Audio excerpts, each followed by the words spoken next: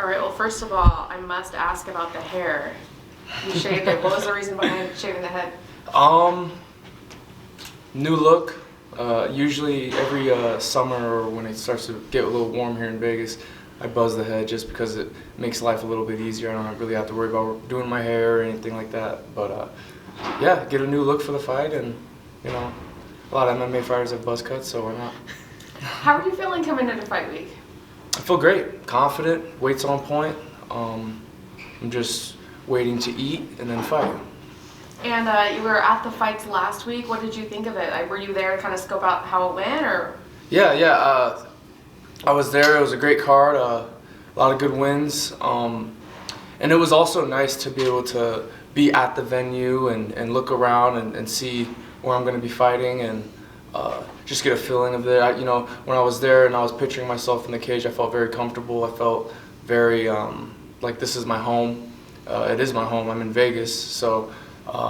Yeah, it was good. The fight I had in New York really prepared me a lot for this kind of stage, and I almost feel like I'm a little bit used to it now. And speaking of it being your home, does that kind of help amp you up when you know you're in your hometown? You're not going to lose in front of your friends and family. Is that? 100%. I grew up here in Vegas. I did a lot of football stuff here in Vegas when I was in high school for Bishop Gorman. We represented Nevada basically because we were #1 in the country.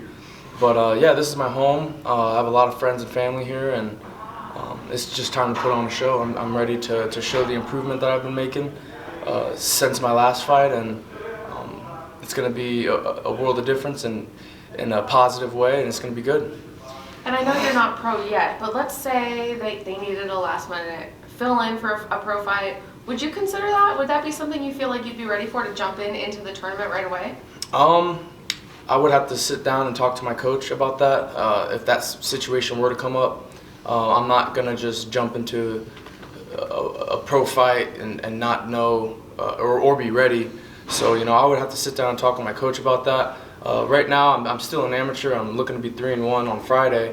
And, yeah, 3 or 4 fights this year, and then we'll see where we're at.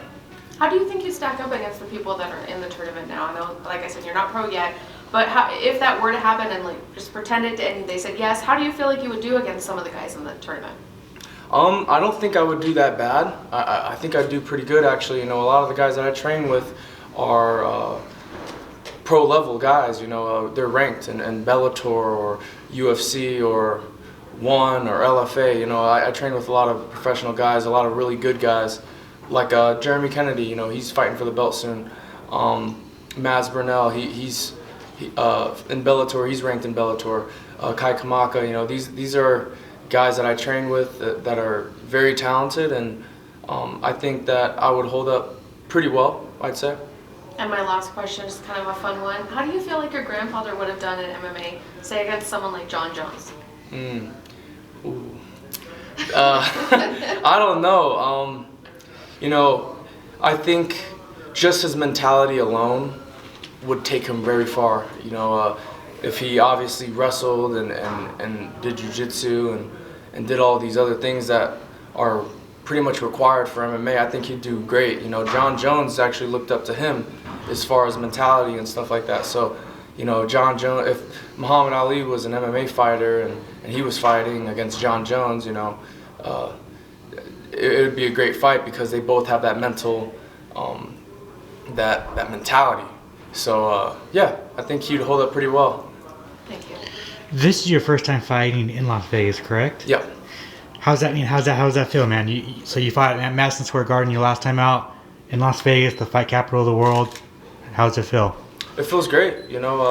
Just to fight at Madison Square Garden, at Hulu Theater, it was such a great experience. I was nervous going into that fight.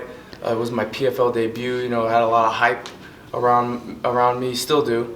But yeah, that fight prepared me a lot because now I know what it's like to be in the smart cage, in that arena, around those big lights, opening the card for the World Championship fights.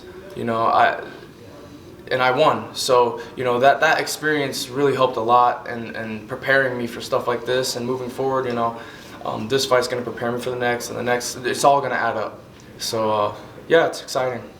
feel like, some people know you as Biaggio, some people know you as Muhammad Ali's grandson. Is it annoying that people just know you as that, or are you kind of building your name to only be Biaggio? I do want to make a name for myself, just like any other fighter. Every fighter wants to make their own name, their own legacy. Obviously, a lot of people refer to me as Muhammad Ali's grandson, and I'm kind of like, well, my name's Biaggio, So it could be annoying sometimes, but at the end of the day, I don't really care. I just want to win fights. What do you think about your opponent? I think he's going to come prepared. He's from Flagstaff, Arizona. Don't know much about him. I know he used to wrestle in high school, did a couple jiu-jitsu tournaments, but I don't think that he's on my level, and I don't think he's ready for my speed and explosiveness. How do you get your hand raised? Knockout. Love it. And then who's going to be in your corner this Friday? I got my head coach, Dennis Davis, in my corner, and my striking coach, James Gifford. Awesome. Thanks, man.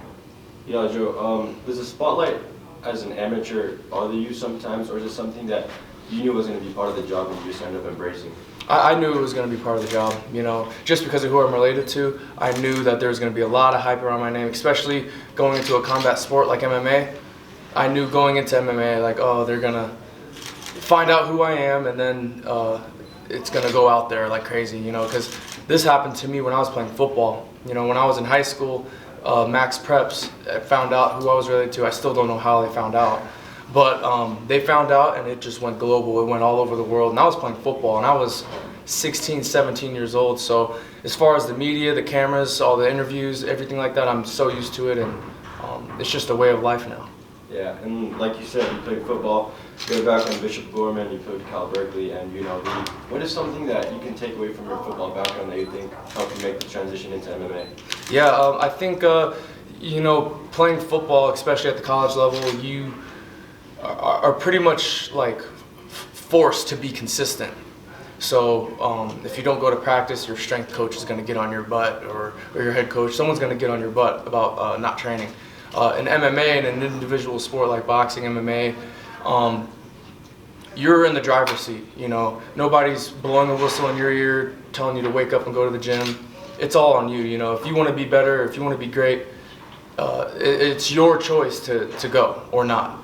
So I think football helped me to just stay consistent in that, because in football you're kind of forced to stay consistent. So and I also enjoy it. I enjoy going to the gym more than I enjoyed waking up and going to football practice, because I actually love this sport. I found a sport that I really love and enjoy and have a passion for. So I would say consistency, maybe footwork drills, footwork stuff I used to do as a running back might have translated over to MMA, because you need to have footwork with striking and wrestling and certain stuff. So I think there's a few things that transferred over for sure. Awesome. Yeah, the last one for me. Other than your grandfather, is there someone in the MMA world that you might have looked up to growing up? Yeah, Jon Jones. The only reason I looked up to him was his mentality. Like, he had the mental, and in this game a lot of it is mental. So he has that mentality to get in there and be the dominant person, and I think he's very spiritual as well, because I've seen certain things that he said about God and the law of attraction and stuff, and that's my basis. That's what I do. I pray every day. I thank God every day. I use the law of attraction in order to manifest stuff into my life. So I would say Jon Jones. Thank you. Mm-hmm. Compare 2-a-days to 5 rounds of sparring and MMA workouts. 2 days in football? There's no comparison. You go 5 rounds with the guys that I go with, you're going to be really tired. 2-a-days, I already do 2-a-days every day. I go in the gym once in the morning to get some hard training in, and then I go back in the afternoon to get some more training in. So 2-a-days is nothing compared to what I do now every day. Thank you. Thank you guys. Awesome.